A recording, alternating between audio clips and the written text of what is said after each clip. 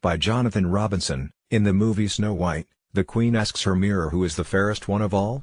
The mirror breaks the bad news to her that there is someone much more beautiful than she.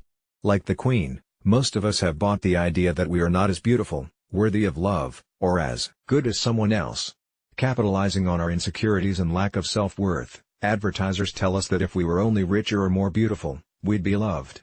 Although we may know better in theory, it's easy to fall into the trap of trying to gain recognition from others as a substitute for our lack of self-love. Yet, there is no substitute for really liking yourself. Even if the whole world applauds you, if you don't feel good about yourself, it doesn't matter. Unfortunately, the sad truth is that most people don't feel good about themselves. Therefore, what's needed is a practical and powerful way to grow our sense of self-worth. Fortunately, there is a method that can greatly nurture and enhance a person's sense of self-esteem. I call it the mirror exercise, me. To do the mirror exercise, simply go to a mirror, or find a handheld one, and look yourself in the eyes. Notice what thoughts or feelings come up for you. Then, begin talking to yourself out loud, as if you were talking to a really good friend. Tell the person in the mirror how much you care and appreciate him or her. Acknowledge what you're proud of. Say things that the person in the mirror needs to hear in order to feel accepted and cared for. Imagine that you're talking to a young, vulnerable child who needs to be encouraged. Here's what your conversation might sound like. Hello, Jonathan. How are you? You've been feeling pretty stressed lately, haven't you? Well, you've been busy helping a lot of people. You need to remember to take care of yourself. You deserve it. You've worked hard. It's amazing all the tasks you do. I'm proud of the fact that you've become a very giving person over the years. I appreciate how you're really committed to helping others. I like you. You're often a lot of fun to be with. Some of the stories you said last night at the party were really funny. I appreciate your sense of humor. You don't have to try so hard to be liked, because you are elite. Not for what you do, but for who you are. I want you to know that you're doing just fine. Allow yourself to relax more and just receive all the goodwill people feel towards you. I respect who you are, and I want you to know I love you. Although there is no formula for what to say during this exercise, it's helpful if you steer clear of put-downs. If you notice you begin to think of negative judgments during the me, tell those thoughts, thank you for sharing, but right now I'm committed to loving myself. You may find this exercise difficult to do at first, but it becomes easier with practice. It's common for negative thoughts to arise, especially when you are complimenting yourself. As you practice this exercise, you'll notice that the self-criticisms fade more into the background, and the self-appreciations are taken in at a deeper level.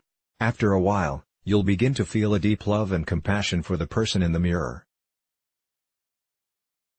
There are many variations to the basic me that can be tried for different effects. For example, you may try to do this exercise completely naked in front of a length mirror. Most people are at war with their bodies, but the me can help. By starting with specific parts of your body that you like, you can eventually get to accept every part of your anatomy. During this form of the mirror exercise, talk to the various parts of your body and try to develop a better relationship with them. For example, you might say, "Hello nose. As you know, you're bigger than I would like you to be, but I am grateful for all the wonderful smells you send my way. I'm going to try to appreciate you more. You really do a great job. Thank you for adding to my life." If you have favorite affirmations you use for your growth, saying them while you look in the mirror is a way to turbocharge their effect on you. This simple affirmation, "I am committed to loving you and taking care of you," is a powerful statement to say to yourself. Because the mirror exercise is so effective, there is often a lot of resistance to doing it. You may feel squeamish, silly, or stupid at first. In general, feelings of embarrassment or resistance are all signs that you could greatly benefit from this method. At first, the me can bring to the surface how difficult it is for you to feel or express love for yourself. Yet with practice, those initial feelings of armoring will get peeled off like layers of an onion. You'll soon be left with a loving relationship with yourself. When you look into the mirror, you'll no longer hear a critical voice saying how you're not good enough. Instead, you'll appreciate that you are an absolutely perfect rendition of yourself. Jonathan Robinson has written several bestseller books including The Complete Idiot's Guide to Awakening Your Spirituality, The Experience of God, The Little Book of Big Questions, and communication miracles for couples. His latest book is called More Love, Less Conflict. Jonathan also co-hosts the podcast Awareness Explorers with author Brian Tom O'Connor.